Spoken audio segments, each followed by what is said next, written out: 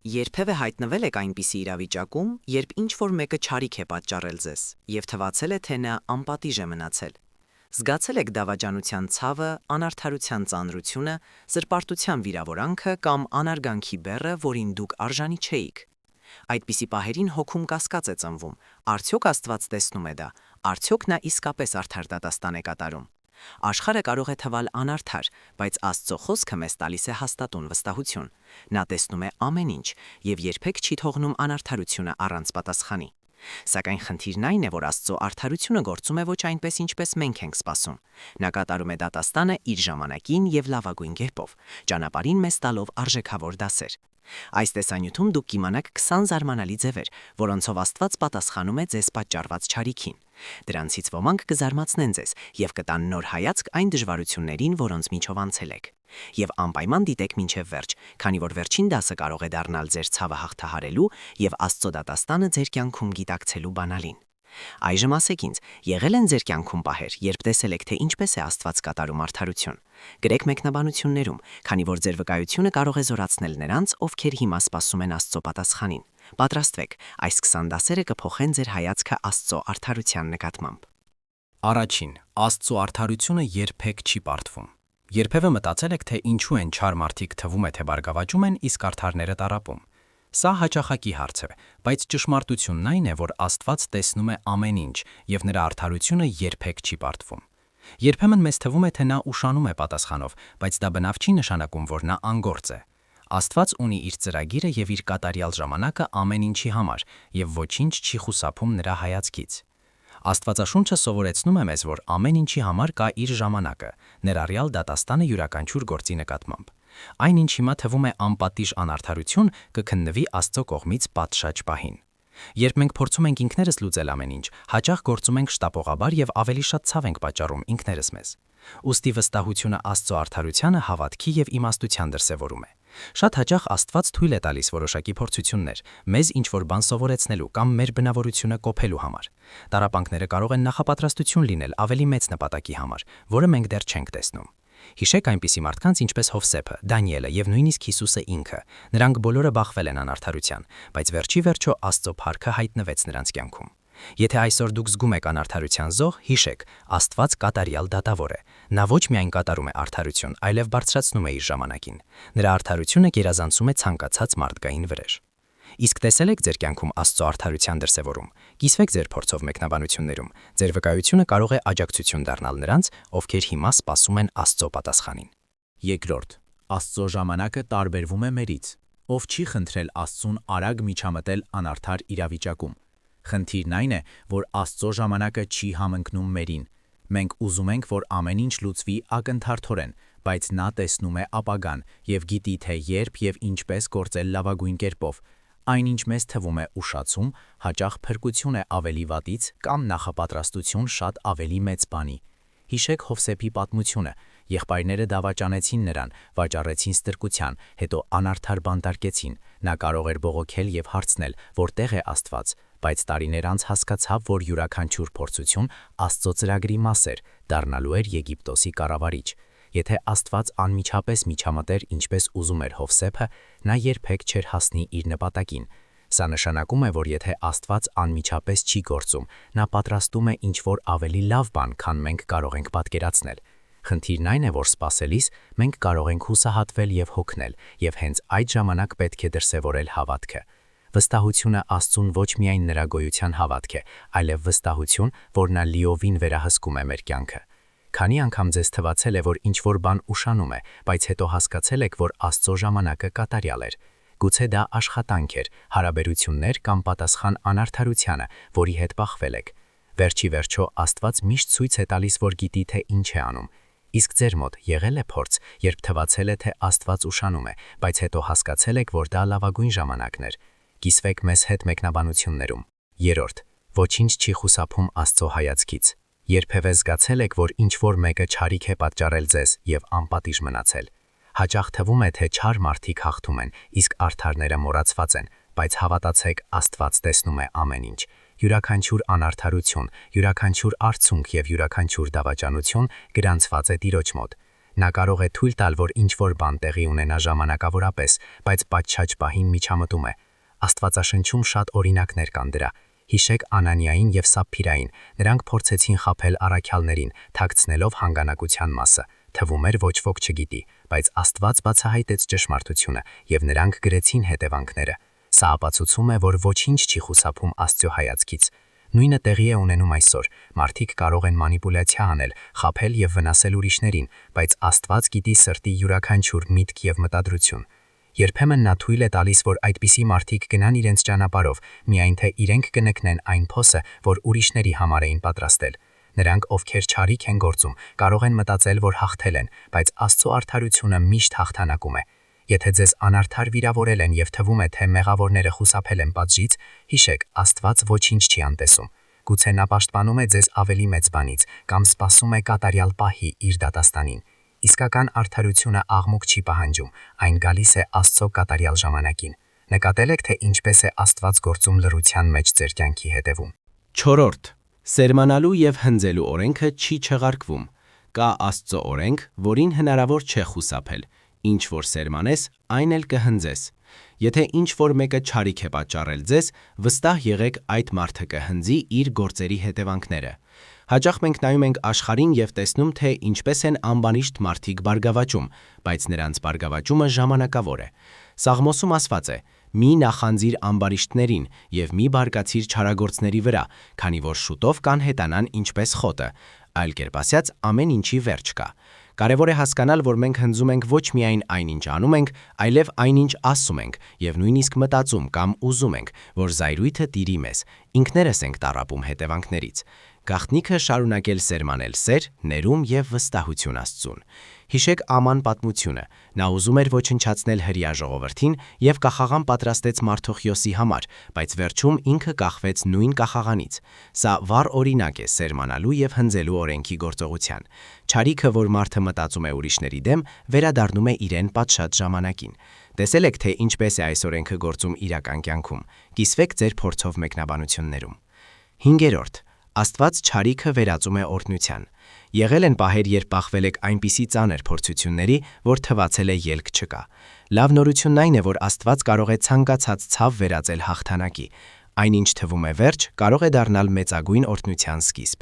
Ամենավառ օրինակներից է Հոբը։ Նա կորցրեց ընտանիքը, ունեցվածքը, առողջությունը, բայց փոխանակ բողոքելու մնաց հավատարիմ Աստծուն։ Արդյունքում Աստված օրհնեց նրան կրկնակի ավելի, քան նախկինում։ Սա ցույց է տալիս, որ նույնիսկ եթե հիմա ինչ-որ բան թվում է ողբերգություն, Աստված ունի շատ ավելի մեծ ծրագիր, քան մենք կարող ենք պատկերացնել։ Հաճախ Աստված թույլ է տալիս մեզ անցնել փորձություններով մեր բնավորությունը կոփելու համար, որպիսի պատրաստենք ավելի մեծ բանի։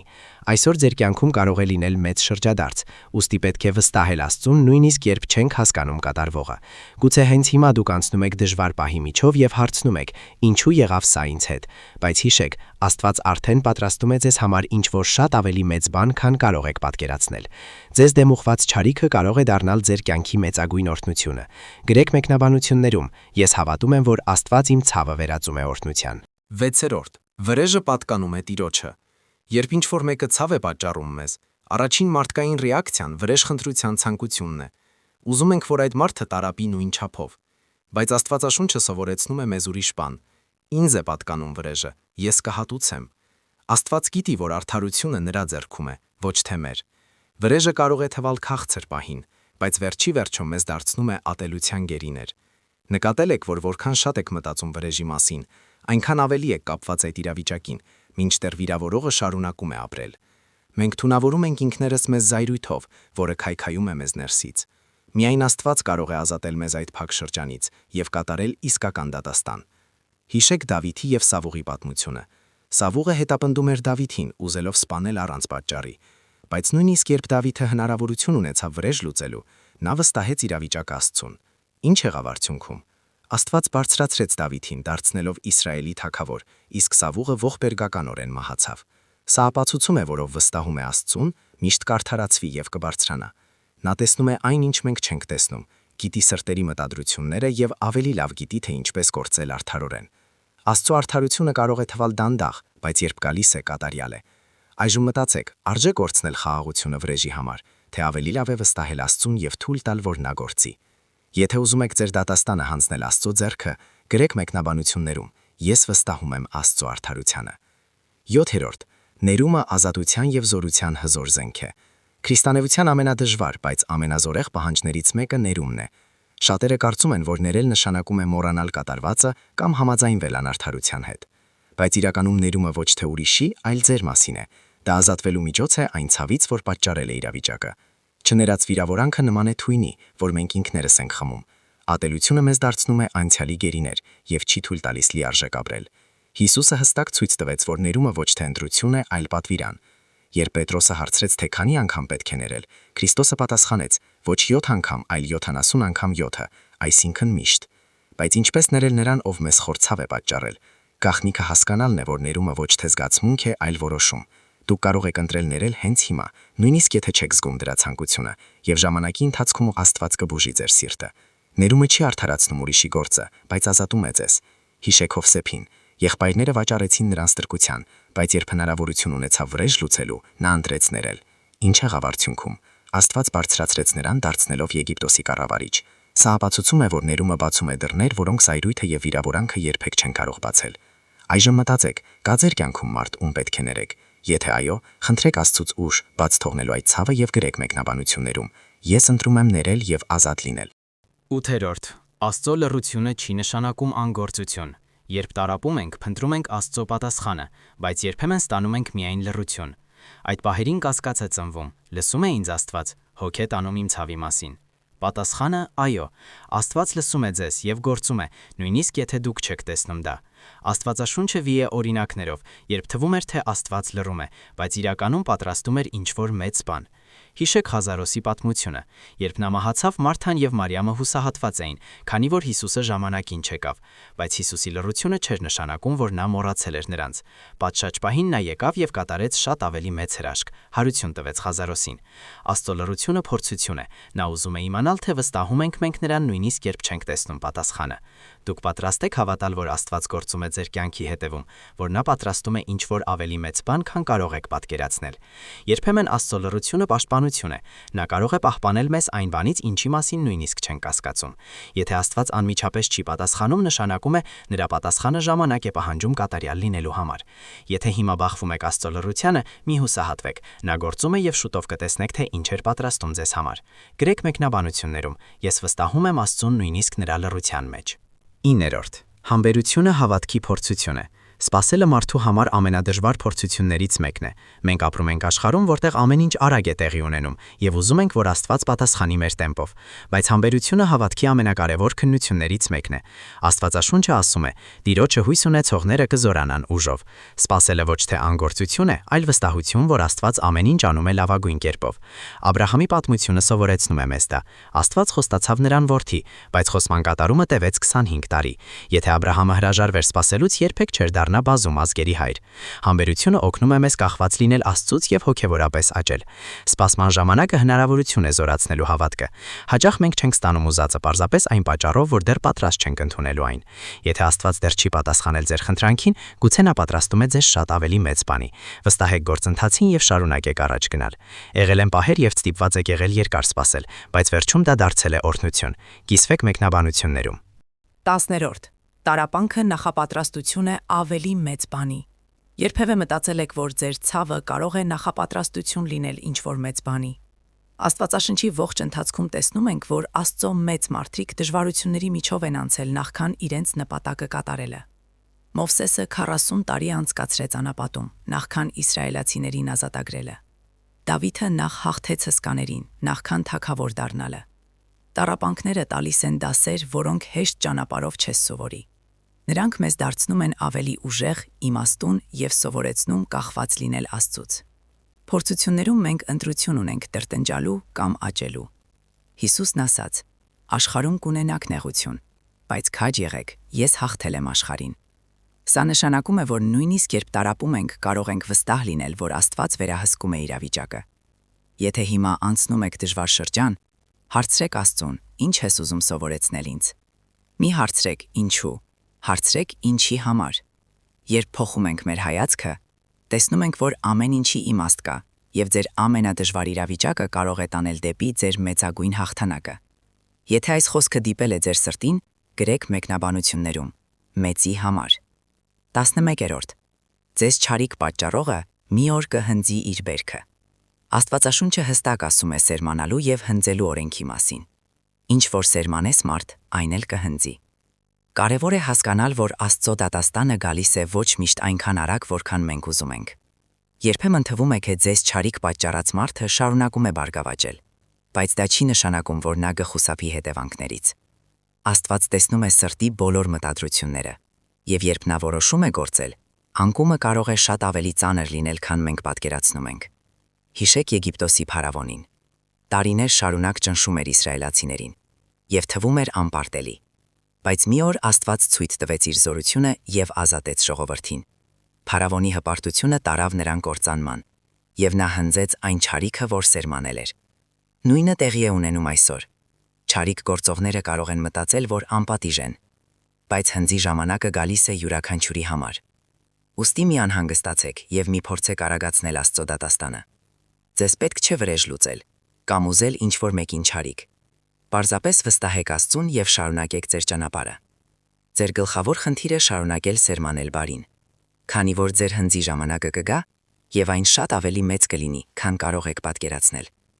Տեսել եք, թե ինչպես է այս ճշմարտությունը գործում կյանքում։ Կիսկաք ձեր փորձով մեկնաբանություններում։ Ձեր վկայությունը կարող է աջակցել նրանց, ովքեր դեռ սպասում են Աստծո արդարությանը։ 12. Սերը չարիքի դեմ ամենազորեղ զենքն է։ Երբ ինչ-որ մեկը վիրավորում է մեզ, առաջին ռեակցիան նույնով պատասխանելն է։ Բայց Հիսուսը մեզ տվեց բոլորովին այլ ճանապարհ։ Սիրեք ձեր թշնամիներին եւ աղոթեք ձեզ հալածողների համար։ Սա թվում է անհնար, բայց սերը մեր ամենազորեղ զենքերից մեկն է։ Սիրել չի նշանակում լինել միամիտ կամ հանդուրժել անարդարությունը։ Դա նշանակում է թույլ չտալ, որ չարիքը աղտոտի ձեր սիրտը։ Ով պահում է վիրավորանքը, դառնում է իր ցավի գերի, իսկ ով ընտրում է սերը, ազատ է։ Չարիքին սերով պատասխանելով, դուք լիովին զինաթափում եք ձեր թշնամուն։ Մեծագույն օրինակը Հիսուս Քրիստոսն է խաչի վրա։ Նա կարող էր կանչել Աստծո դատաստանը խաչողների վրա, բայց փոխարենը ասաց. «Հայր, ների՛ր նրանց, քանի որ չգիտեն, թե ինչ են անում»։ Այս խոսքերը փոխեցին ողջ մարդկության պատմությունը։ Երբ դուք ընտրում եք սերը, տեղի է ունենում զարմանալի բան։ Աստված ինքը մտնում է ձեր պայքարի մեջ եւ պաշտպանում մաքուր սիրտը։ Ուստի մի ծախսեք ձեր էներգիան ատելության վրա նրանց, ովքեր ցավ են պատճառել ձեզ։ Պարզապես հանձնեք այդ իրավիճակը Աստծուն եւ առաջ գնացեք։